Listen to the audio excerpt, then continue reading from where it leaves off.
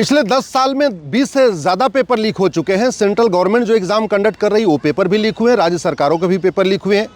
NEET का paper leak हुआ है, जेई का पेपर लीक हुआ है, 10वीं 12वीं का पेपर लीक हुआ है, रेलवे का पेपर लीक हुआ है, बैंक एसएससी का पेपर लीक हुआ है, टीचर एलिजिबिलिटी टेस्ट का पेपर लीक हुआ है।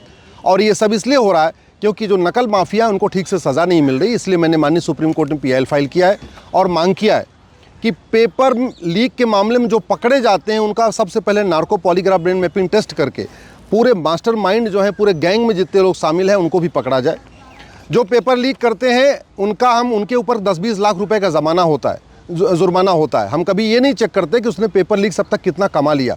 तो हमने ये भी मांग किया है कि ये जो नकल माफिया है और जो पूरे नेक्सस में लोग हैं, इनकी पूरी प्रॉपर्टी की और इनके जो रिलेटिव हैं उनकी भी पूरी प्रॉपर्टी की जांच की जाए। इनके परिवार में पिछले 10 वर्षों में कितनी प्रॉपर्टी इकट्ठा हुई है, कितनी बढ़ी है, उसकी जांच की जाए। इनकी प्रॉपर्टी जब्त किया जाए और 3 महीने के अंदर इन्वेस्टिगेशन को कंप्लीट किया जाए और 1 साल के अंदर इनको सज़ा दी जाए।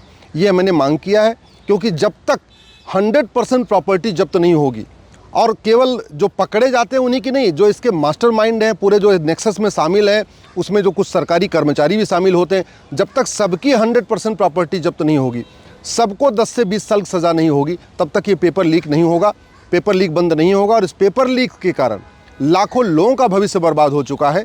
बहुत सारे स्टूडेंट सुसाइड कर चुके हैं। इस पेपर लीक के कारण बहुत सारे लोगों का जो अपर एज लिमिट वो पूरी हो जाती है, लोग दोबारा नौकरियों में बैठ नहीं पाते हैं। टीचर्स के जो पेपर हो रहे हैं वो भी लीक हो जा रहे हैं। बैंक का भी, क्लर्क का पेपर भी लीक हो जाता है, कांस्टेबल का पेपर भी लीक हो जाता है, दरोगा का एग्ज़ाम होता है उसमें पेपर लीक हो जाता है। तो बहुत सारे लोगों की अपर एज लिमिट भी पूरी हो जाती है, दोबारा नौकरी में नहीं जा पाते और फिर वो डिप्रेशन से, एंजाइटी से परेशान होते हैं। बहुत सारे लोग आत्महत्या भी कर लेते हैं। इसलिए पेपर लीक को रोकना बहुत ज़रूरी है।